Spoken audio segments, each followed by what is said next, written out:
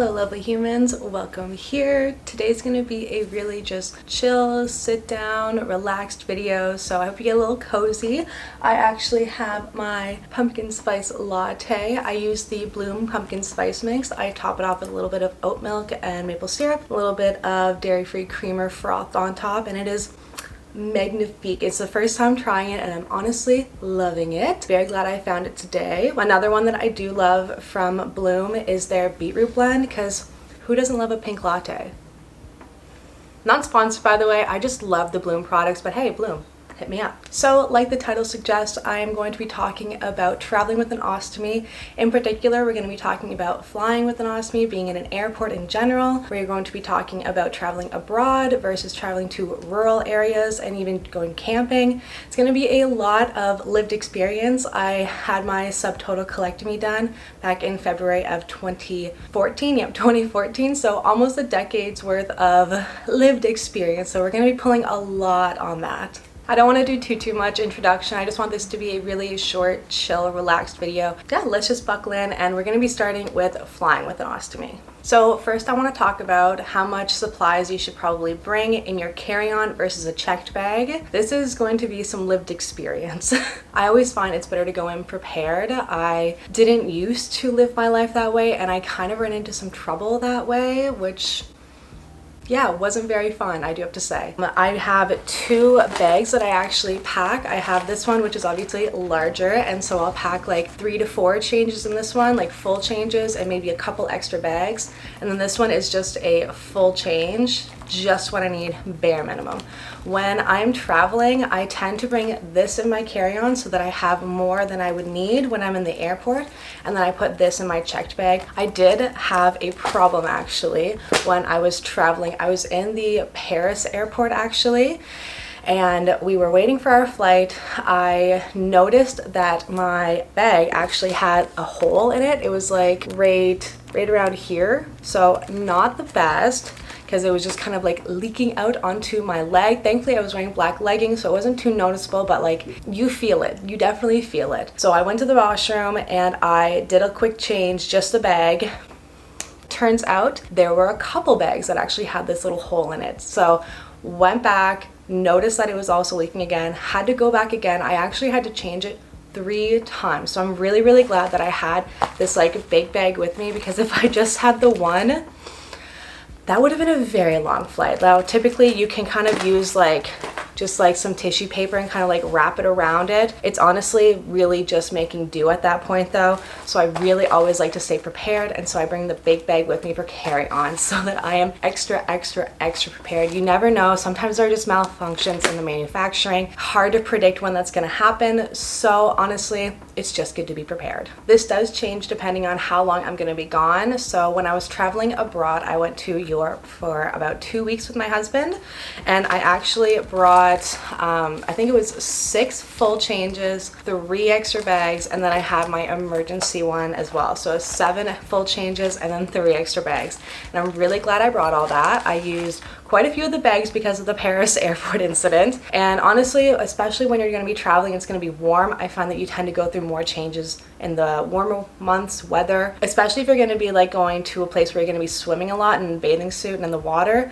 I find that can really wear away the adhesive of your flange. So really make sure that you're packing extra. That kind of like rule of have 1 a week, have an extra, and have an emergency one for each week that you're there. I find that's a really good rule of thumb to live by. And I always do keep my emergency bag, so I guess that's kind of like another extra one. Now, going through security, I haven't found too many problems going through security. I did when I was really fresh and new to my ostomy. I would say maybe about like less than a year into my ostomy, I brought my stuff with me, and I totally forgot to bring scissors. Now luckily I had my like school scissors with me. Of course you can't really bring those on a flight. I looked it up. In Canada you can bring scissors with a blade of 6 centimeters in length. It's 4 inches in the USA. Mine were around like 7, so I find that it's really good to have the medical scissors. I use these ones. These ones are fine for bringing through. I also have these ones, and they are fine for bringing through as well. I always like to put scissors in each bag so that I'm prepared with each one. Now, the only thing that I find going through security is when you're going through like the big full body scanner, not like the actual like just metal detectors. In the body scanner, sometimes your ostomy will actually pop up, but I have noticed that it actually only pops up when you have a little bit of output in your bag because it shows up as like fluid or something. I always wonder if I have something in my pocket. I'm usually wearing leggings, so I say I have no pockets, I just have an ostomy. But I find that I can totally avoid this if I empty my bag right before security, because then there's nothing in it and it doesn't show up on the body scanner, and then I can just kind of like go through. I find that you can avoid this totally if you just use the washroom before going into security line. I don't know why, but I always get chosen for like the body scanner one. It is what it is. Another thing for when you're just in the airport, I find that it is really helpful to kind of watch what you're eating before takeoff. I love smoothies, but smoothies go through pretty quickly, and then sometimes I'll be stuck with a full bag, not being able to use the washroom because the seatbelt sign's not turned off. So I find it really good to actually have more like starchy, heavier foods, so like pasta, sandwiches, wraps, stuff like that. And then on the flight, I'll bring like a smoothie with me to sip on, and then whenever the seatbelt sign comes off, it's easy to just sip my smoothie, it can go right through me, and I can use the washroom whenever I need to empty my bag. I haven't had a leak on a plane. I am knocking on all the wood because I just think that that would be very uncomfortable. Of course, it would be manageable because, again, in our carry-on, we keep our big supply bag. Another thing I've learned is that when you're taking off, I don't know if you've realized that sometimes, or noticed that sometimes, like chip bags will puff on up as soon as you go through takeoff. Sometimes that can happen with your bag, and that has actually happened with my bag before, but I did notice a little pattern for when it was happening. I now use these filter bag. Yeah, you can see the filter right up top. It's right here, and that kind of lets all the air out so that when it's trying to puff up, the filter is letting all that air that's kind of leaking into your bag out of the bag. And I find that I have never had a puff up situation when I'm using a filter bag. So now that we've talked about being in an airport, flying with an ostomy, what to bring in your carry-on versus your checked bag, let's get into what to do when you're traveling abroad with an ostomy. I did this last October in 2022. It was pretty breezy, I do have to say, but again, a lot of preparation, a lot of care, a lot of making sure I am prepared. I do abide by that system that I mentioned before, 1 a week plus an extra plus an emergency, and then every week that you're there, add more to that. And then of course, always my emergency bag. I find it is also nice to look up the hospitals where they're going to be, wherever you are going, in proximity to where you are going to be staying, just in case there is an emergency, like you're experiencing a blockage or anything complicated of that sort. It's also really nice to know the local drugstore situation there. I was in Barcelona and Rome. I was in Tuscany, but they really didn't have many drugstores, so I made sure that when I was in Rome, I knew exactly where they were, and I could always stock up for if I needed to restock for Tuscany. Another good thing to do is to email the brand of ostomy supply care that you are using. I use the Hollister supply chain, and I find that they're really accommodating whenever I do email them if I want to test out new products, but also if I'm asking about, hey, I'm traveling to Spain, do you guys stock your supply there in drugstores if I do need it? And they were pretty quick to get back to me that they do have them there. It's pretty accessible everywhere, and I was very, very thankful that, like, emergency situation, I do have something there. And I find that, again, these brands are pretty accommodating. Sometimes they will be able to point you in the right direction, but also just like reach out to a couple if you're curious, because honestly, it's really nice to know that they are being stocked to where you're going to be traveling to. Now, switching gears a little bit, we're going to be switching from the city into rural, like backpacking, camping. Because again, I've done it all. I've lived it for about like a decade. I love camping. I love being out in nature. So this is something that I'm pretty used to, and something that I honestly haven't experienced too much strife when I'm out there camping or backpacking with an ostomy. But again, I'm more of an over preparer, so I just want to share how I do over prepare and how I've kind of skipped skipped through these possible problematic issues. So we're gonna start with camping. I find it's always good to look up the facilities that you're going to be using, whether they have a flush, like stall, bathroom kind of situations, or you're just gonna be working with outhouses. I have done both. I obviously prefer the flush system, but again, beggars can't be choosers basically. So sometimes it is what it is, sometimes we're working in an outhouse, and that's okay. Now the flush bathroom system is pretty easy. I really just make sure that, again, I have packed all of my major supplies in here, and then I always bring my little emergency bags. But I will also bring a pack of like baby wipes with me, especially if you're used to using like warm soapy water with your changes. I do like to do that. I find it's really good for my skin to do that as well. I find that baby wipes are a good alternative to that. This doesn't help you get the adhesive off. You can use adhesive removers for that, but this does again just help clean your skin a little bit extra and a little bit extra gently. Now if you are out backpacking or you're in an outhouse situation, I find that this is very doable. I've done it before where I might have to do a change in an outhouse. It is what it is. Sometimes it's not very comfortable, especially because there are a lot of buggies around. What I do is I actually bring like a little portable fan, and then I find that the fan kind of like deters the bugs away from me so that I can do my change in peace. I'll also bring a lantern with me just in case I'm there for longer than expected. Maybe something went wrong and I need to take a little extra time. So that way if the sun starts to go down, I'm not panicking, like trying to prop my phone up on something. I have a lantern. I can just turn it on and stick it on the ground or stick it on wherever it needs to go. I also will always bring the baby wipes with me because again, especially in outhouses, you don't even have a tap with you. So the baby wipe system is really, really good to just kind of, even if you need a little bit of extra care, maybe like washing your hands afterwards too, the baby wipes are really helpful. Just like in addition, usually they have like hand sanitizer in the outhouses. I find the baby wipes are a little bit extra like clean too if you get like any like residue on your hands. And again, the baby wipes don't replace the adhesive remover if you do need adhesive remover wipes. So remember to bring your adhesive remover wipes and your baby wipes. I also recommend if you're just in an outhouse or if you're backpacking to bring an extra scented bag. Usually Ostomy care providers will bring bags like this, just regular like pretty basic garbage bags just for like your supply. But I found that it's really good to just kind of put like these bags, once you're done with them,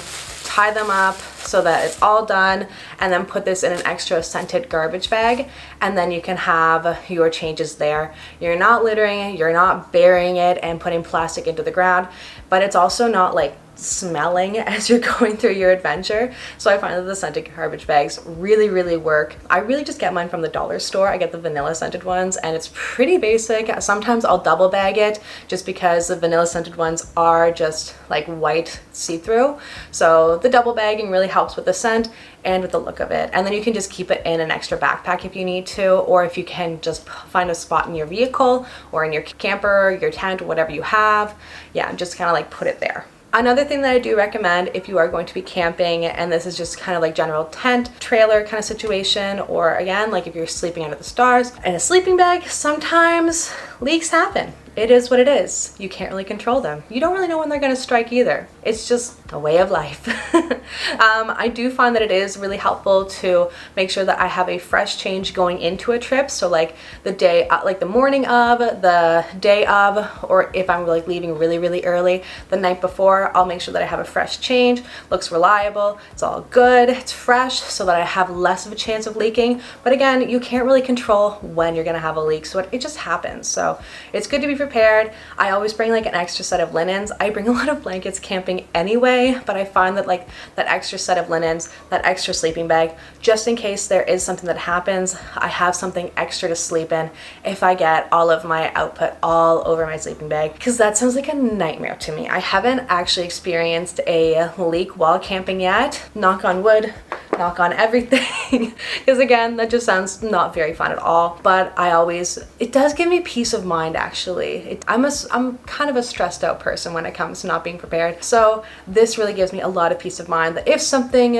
does happen, if there's a leak, if it's bad, if I can't clean it out right away, I can easily sleep that night and it's gonna be fine because again, I have my extra linens. Maybe it's an extra sheet, maybe it's an extra sleeping bag. It really depends on your camping backpacking situation. I find that sometimes what I'll do is I'll just bring like a thicker, not sheet, but like a thicker blanket basically, and I'll wrap that on the inside of my sleeping bag, and then God forbid there is a leak, I can just take that linen out of the sleeping bag and then just use my sleeping bag for the rest of the trip. My Dame and I, we make a big old bed for our camping trips, and again, I'll just bring like a full extra set of sheets just in case there's an issue, and then we don't have to worry about like what we're gonna do. I really just wanted this video to be a lot of tips, tricks, some lived experience. I really don't want to scare anybody going on a trip, so I really just want to make sure that the points driven home are to really just be prepared and you will be fine. I did have some instances very early on in my ostomy journey. I was not prepared and I'm not the proudest of it, but I think it's also good to share that there would be some times when, like I remember vividly, there was a trip that I was going on without my parents. I was going to Alberta with my team and I didn't have any ostomy supplies. I hadn't pre-ordered, I wasn't stocked up, so I literally was going to Alberta with nothing. Not my big bag, not even my emergency bag. I didn't have that system thought up of yet, so I literally was going to Alberta with nothing, and that was a problem. And all of the pharmacies were closed. They didn't carry what I needed. I ended up actually going to the hospital. I went to Emerge. I told them it was not an emergency. I went with my mom. She was actually really kind about everything. We did have a little talk about like being prepared afterwards, but she was really kind and sympathetic with the situation because I was literally flying out the next morning. Went to Emerge and we told them again it was not an emergency, really no rush, take care of everybody else please.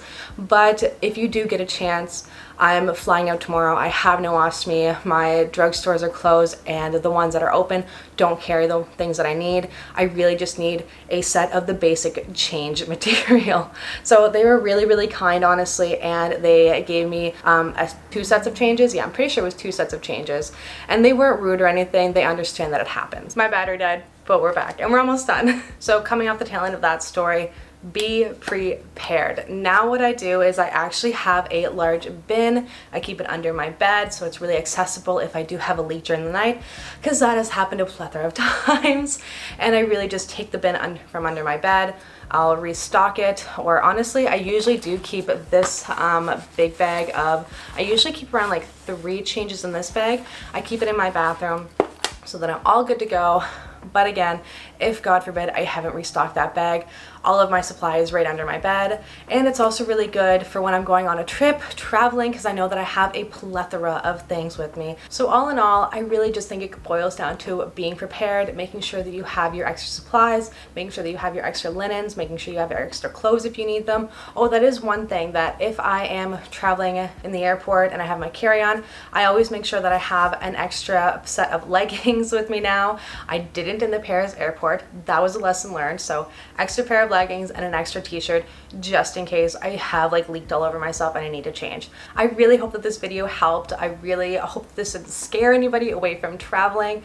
Again, if you're going to the city, if you're going abroad, if you're going camping, backpacking, ostomy care is very, very doable in all the situations. It just boils down to having everything that you need, making sure that you're aware of your needs, and giving yourself your needs. That's really all it is. It's not too complicated. I really don't want to scare anybody away from traveling. So yeah, I really hope this helped. If you have any questions or maybe I missed something, please let me know in the comments down below. I'm always really happy to talk about this kind of stuff. And yeah, I really hope that this kind of helped, gave you a little bit of advice. You can learn from my experiences, my embarrassing experiences. Please remember to subscribe to my channel, click the bell notification so that you know when I'm posting, uploading. If you're looking for more content, I am over on Instagram at livspriggs, and I'm on TikTok at livspriggs. And yeah, please give this video a like if you liked it. That's all for now. I really hope that you have a lovely day, evening, weekend, wherever you are. And yeah, bye lovely humans. I'll talk to you next time.